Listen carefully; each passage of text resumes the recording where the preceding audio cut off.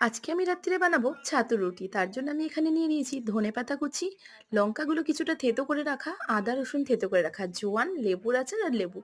তো লেবুর আচার আমার বাড়িতে সবসময় বানানোই থাকে। এটা খুব টেস্টি খেতে। তাই জন্য আমি বানিয়ে রেখেছি। তো এই ছাতুর মধ্যে আমি সবকিছু উপকরণগুলো দিয়ে দিয়েছি। ভালো করে মেখে নেবো এগুলোকে।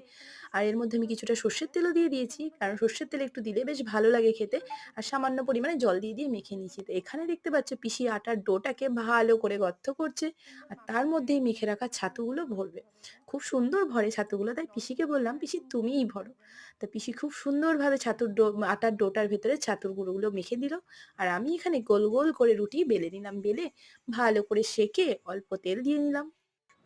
তেল দিয়ে খুব সুন্দরভাবে ফুলিয়ে নিলাম। আর একটু লাল লাল লাল লাল হয়েছে ওপরটা, দারুণ দেখতে। তো এখানে ধনেপাতা বেটে নেব, টক দই, একটু আদা রসুন লঙ্কা লেবু দিয়ে ধনেপাতা বেটে একটা চাটনি বানিয়ে নেব। তো চাটনি রেডি, আমার রুটিও রেডি। টাটা।